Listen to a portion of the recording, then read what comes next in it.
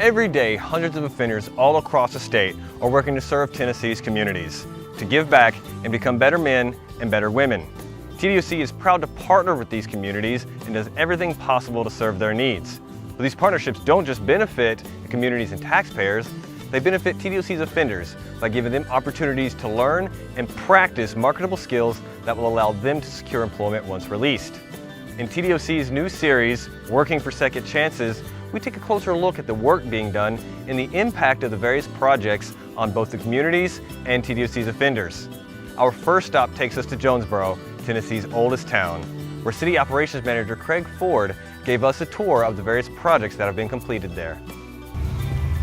Hello again, Mr. Ford. Good afternoon.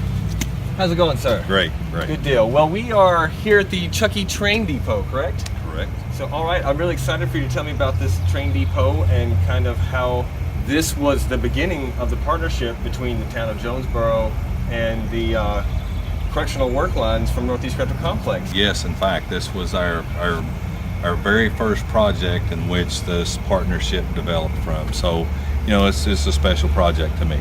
Okay, so you want to go in and show me around? Absolutely. All right. Let's do it. So we're standing here inside the original ticket office of the train depot, correct? That is correct. You know, one of the biggest challenges that we saw with this was twofold. One is, when we took it down initially, it was stored on tractor trailers for about 4 or 5 years before we put it up. So when we actually began to erect this building or to put it back, we didn't have any of the original inmates that was with us when we took it down. And then one of the other things that was very difficult about this project is that it actually, when we took it down, we listed everything that came out of it through a compass, northeast, south, and west. Well, when we took it down in Chuckey, it was on the other side of the tracks facing in a different direction. So when we started putting this up, north now was south, east was now west. So that was very difficult in itself. But this is one of the original ticket offices. And I would like to point out to you, we can see in here a little bit earlier, we have one of the original benches that came out of this depot that was constructed in 1907. This bench was actually constructed by the labor crew as an exact replica of the bench that came out of the original depot. So this is a brand new bench. Yes. And over here is the original bench from the train depot that's over 100 years old. That is correct. So here we have a 100-plus-year-old bench, and its identical twin, which is not even a year old. Made to look like 100 years old. Made to look like that's incredible. Yeah. So I think that's also another very interesting point. As you said, this is over 100 years old, and as you're about to show us in here, just the craftsmanship that goes in, it's very true to the time period. And I'm really looking forward to you telling me a little bit more about how the offenders in Jonesborough work to make sure this stayed historically accurate. And no question, this area right here that we're standing in this hallway, this was basically the employee work area. This is where you had, you know, the ticket masters that would be here selling freight and passenger ticketing. And of course, this thing also served as a post office as well. And we have some of the original things out of the old post office that will eventually go on display here. That's incredible. This looks absolutely incredible. And you say that this is authentic to the time period. Everything in this room is time period specific to the early 1900s. It is. Of course, this was a huge warehouse, and most of this, you know, freight come in from the tracks and it went out on the other side in trucks. The scales there, when we took them down, actually worked, and we've got to do a little bit of work on them, but we'll get those scales back in operable order as well. But it was amazing to me that they were still working after all those years. Now, imagine this being a warehouse, and as such, when it was built in 1907, you had basically 2 to 6 floorboards with huge cracks in them. You had no interior wall covering whatsoever, and basically the same thing for the roof area. So what we had to do, with this being a museum, you have to work on climate control as much as possible. So, you know, we found a business over in Carter County. It was a reclaimed lumber business.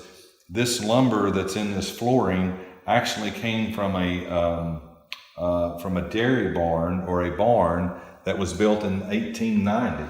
And each one of these planks was milled down to the same thickness so it could be used for flooring. Same can be said, we put drywall on the east and west end of the building, but we wanted to do shiplap on the north and south side of the building. So the shiplap on these walls was taken out of a barn that was built, I think, in 1900 from the New England area. So, the fact that this building was built in 1907, we wanted to stay as period specific with as many of the materials that we could. The rafters overhead are very large, the trusses. We were able to make the repairs from those trusses with some lumber from the floor trusses that obviously no one is going to see. The roof or the ceiling had to be insulated. So what we did is we got creative. We put some stripping in that would allow us to put some insulation in there. And we actually put in beadboard, and we had the beadboard stained to match relatively close the colors of the trusses, so it wouldn't overpower the room, that the trusses would still overpower the room as they should. That's incredible.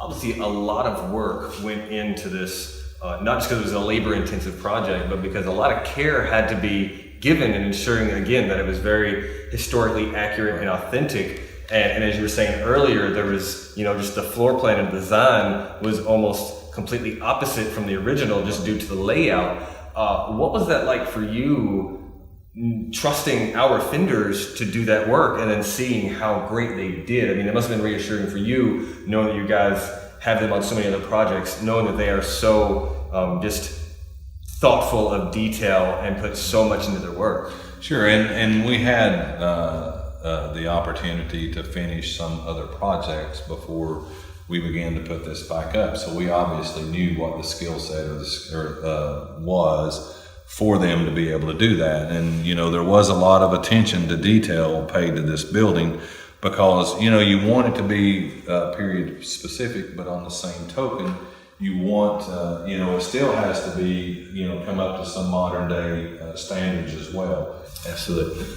What was it about the work done on this project early on that made you guys want to bring them onto other projects? I know you said that this project wasn't finished until several others had been worked on, but this was the first one. So what was it about the offender work crews that you guys had brought on that made you want to continue this partnership with TDOC? Well, there's a few things there. Obviously, one is, very quickly, we saw they had the ability to do it.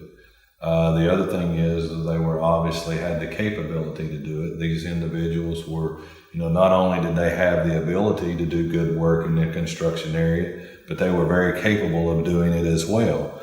And then, with that, obviously it boils down to cost. Well, Mr. Ford, you're not only a great city leader, but you're also one heck of a historian. And this has been an incredible lesson for me. And also I'm extremely excited to learn that our offenders played such a great role. I'm excited to learn about another historical site that we've worked on with you guys that you've been telling me about. But before we leave, I think it would be just a huge mistake if I left here without hitting that big train signal right up there. Absolutely. Can I do that? I agree with you. All right.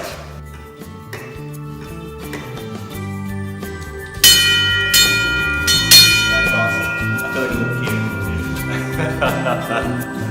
Great.